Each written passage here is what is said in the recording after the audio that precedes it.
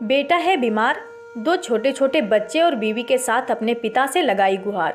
नमस्कार, आप इस वक्त देख रहे हैं लाइव 11 न्यूज़ में। आपका बहुत बहुत स्वागत है। चलिए बढ़ते हैं खबरों की ओर। हम खबरें दिखाएंगे आपको देश दुनिया की, राजनीति की, खेल की, क्राइम और मनोरंजन की सभी छोटी बड़ी खबरें देखते रहिए लाइव 11 न्यूज, सिर्फ लाइव 11 न्यूज। पुंदाग घर में पारिवारिक विवाद चलते रहते हैं, लेकिन इसका कतई मतलब नहीं है कि किसी को अपनी बाप दादा की जमीन जायदाद से बेदखल कर दिया जाए।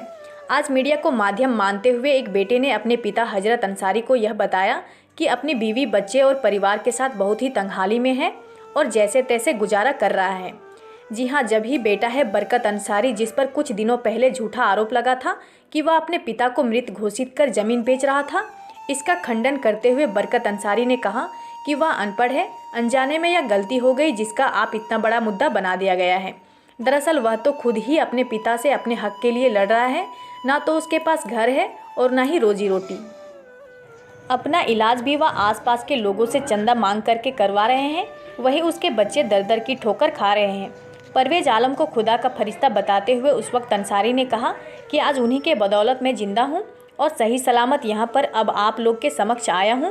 परवेज आलम की मदद से ही आज मेरे बीच बच्चे कुछ भी खा पी रहे हैं और मैं अपना इलाज करवा रहा हूं। आखिर मेरे पिता हजरत अंसारी मुझे मरा हुआ क्यों मान लिया है? क्या मेरा पूरा परिवार उनके लिए मर गया है? देखिए पूरी रिपोर्ट। मामला यह है कि फर्स्ट बार जो ऐसा हुआ था कि जो बीबी को छोड़ने के लिए बोलते थे और 6 साल बाल बुतरू नहीं थे, इन्हीं के अति बोलते थे और हिस्सा बटा नहीं देना चाहते हैं। और कौन हिस्सा बटा नहीं देना चाहते? पिताजी अब्बू हाजी हजरत अंसारी जी।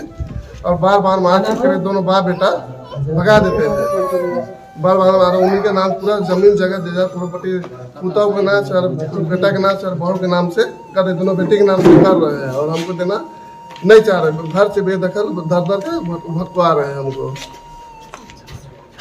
और दर दर के भटकवा रहे, बार बार मारपीट। अभी हम इधर उधर रह रहे हैं और इधर उधर रह रहे हैं। कितने भाई हुए आप? 2 भाई हुए हम लोग।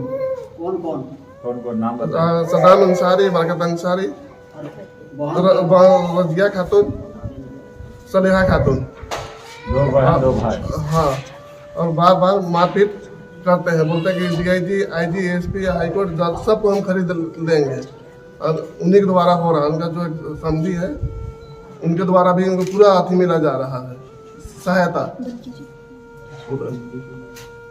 तो 6 साल आपके बच्चे नहीं होने के कारण आपकी वाइफ के साथ भी काफी ज्यादा मारपीट हुआ है। हाँ, मेरा कमर का नस दबा दिया है मारपीट का। अभी हम कुछ खा नहीं पाते हैं, पूरा एकदम नस दबाया जा रहा। कौन मारता था? दोनों भाई और अब्बू। और अभी जो हर एक जगह के जमीन जगह को बेच रहे हैं।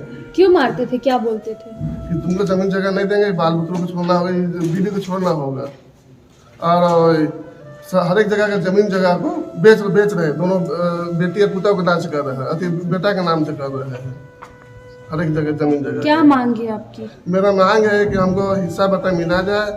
हम आपस में रहना चाहते हैं, सब कुछ हमको दिया जाए। मेरा हक हिंसा पर जो मेरा बात सुन रहे, जो भी पब्लिक या जो भी हमारा सरकार से, प्रशासन से निवेदन है कि हमारा मदद करें। अच्छा, ऐसा क्या वजह है जो एक बेटा को मान हो रहा है और दूसरा बेटा को बेदखल किया जा रहा है?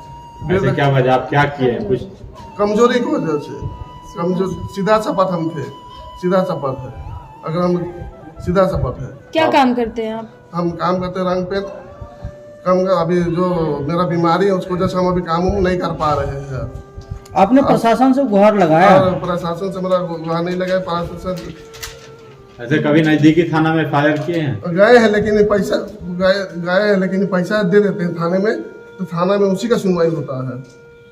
कौन थाना में? गुंडा का ओपी में। तो क्या वजह है? आखिर नहीं बताया आप? वो तो पहले बताए। मेरा कोई अथी नहीं रहेगा, मेरा खुशियाँ नहीं है, तुमको काहे रखेंगे। इसी वजह से मेरा हस्बैंड को बार बार बोलते थे कि इसको छोड़ो। तो मेरा हस्बैंड बोलते थे कि हम गरीब का बेटी को नहीं छोड़ेंगे, तुम गया था, हम देखने नहीं दिए थे, कह के ये बोलते थे। तो ऐसे ही करते करते बहुत दबाव होने लगा। उसके बाद में पुराना घर को बेच दिए। 2015 में इनका तबीयत खराब हो गया। वही मारपीट का वजह से तबीयत खराब हो गया, होने के कारण मेरा 2015 में मेरा बाबू रहा तो ये लोग कह रहा है कि मेरा घर का औलाद नहीं है, घर का औलाद नहीं है कह के ये लोग हम लोग को पहले अलग कर दिया था, पहले अलग कर दिया। मारपीट भी कुछ करता था आपके साथ? हाँ, मारपीट करता था।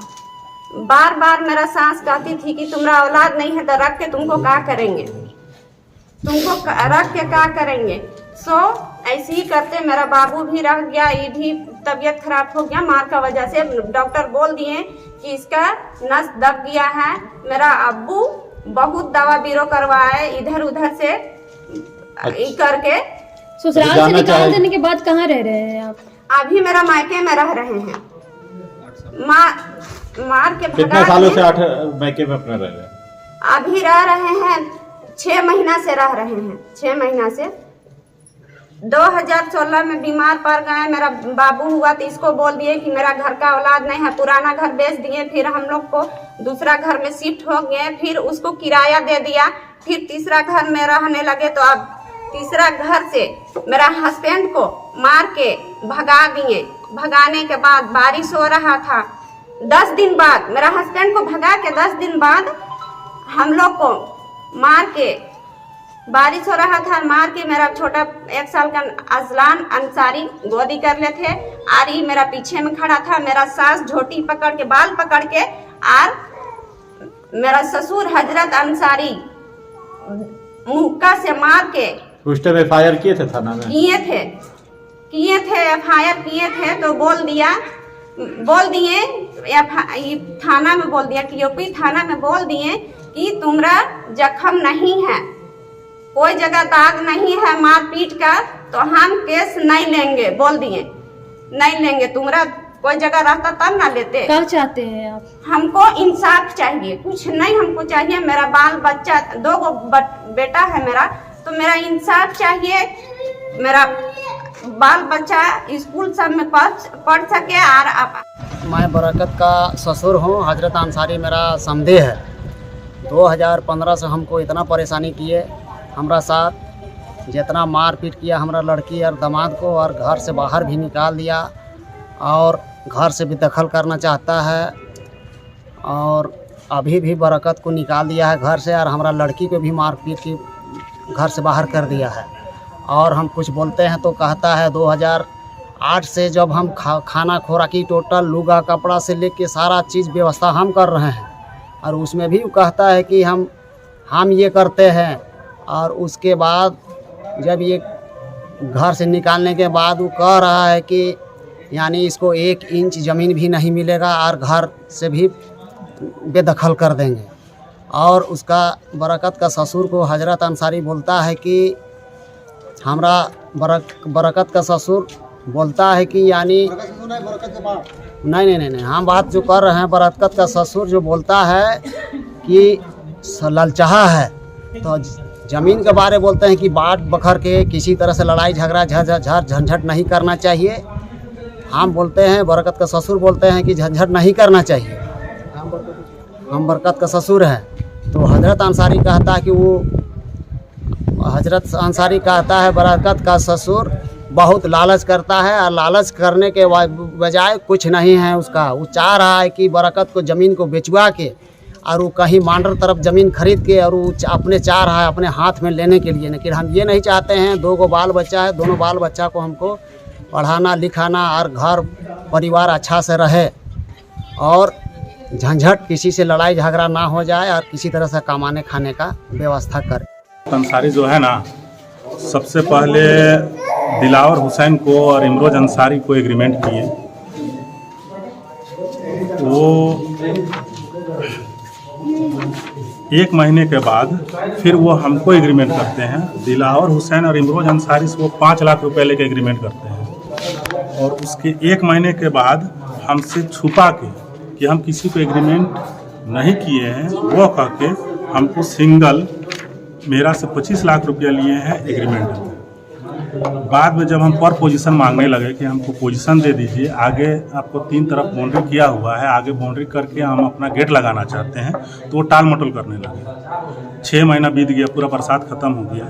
फिर हमसे वो पैसा का डिमांड करने लगे। हम बोले कि पोजीशन दीजिए, हम पैसा आपको दे देते हैं, ज़मीन को बेच के आपको दे देंगे जो आपका बनता है। तो वो क्या किए कि दूसरे तीसरे दिन हमको जैसे ऐसा बोले हमको नोटिस कर दिए।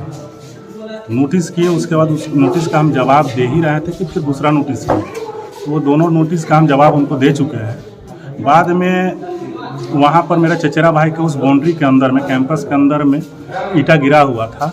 वो कोई आदमी को, 3rd पर्सन को, ऑटो वाले को ईंटा उठा के ले जाने के लिए अपना घर बोले कि लेके आइए कहते। तो हम गए, सुबह में देख रहे हैं कि कोई 3rd पर्सन आदमी गाड़ी लगा हुआ है और ईंटा को उठा रहा है। तो हम उसको मना किए कि इस ईंटा को मत उठाइएगा, ये ईंटा मेरा चचेरे भाई का है।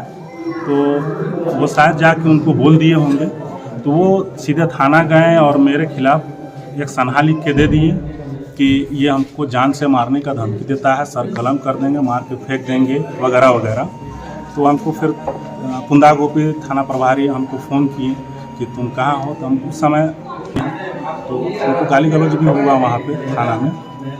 तो हम बोले कि ऐसा है कि हम इसको मारने का धमकी दिए ही नहीं है, अगर कोई सबूत अगर दे दे तो हमको यहाँ से सीधे होटवार जेल भेजिएगा, हमको आप यहाँ हाजत में बंद मत कीजिएगा। जब अगला आदमी जो ईंटा ले जाने के लिए आया था उसको फ़ोन लगा के थाना प्रभारी खुद अपने फ़ोन से कॉल किए, तो वो इनकार कर गए कि नहीं ऐसा मारने का धमकी नहीं दिए हैं। तब वो हमको फिर छोड़ दिए, बोले कि आप घर जा सकते हैं। तो वो आदमी 2 एग्रीमेंट करके मेरे पैसे से अपने बेटे सदाम हुसैन के नाम से, अपनी बहू, छोटी बहू के नाम से और अपनी बेटी के नाम से अपनी ही ज़मीन को उन लोग के नाम से ट्रांसफ़र कर रहा है। उसको पैसा चाहिए था रजिस्ट्री के लिए, तो वो पैसा हम लोग से लिए और वो ट्रांसफ़र कर रहे हैं अपना बेटी, बहू और बेटे के नाम से। ठीक है, अब उसका काम जब निकल गया तो अब बोल रहे हैं कि हम ज़मीन देंगे ही नहीं। इस तरह की न्यूज़ को देखने के लिए हमारे चैनल को लाइक करें, सब्सक्राइब करें और शेयर भी करें।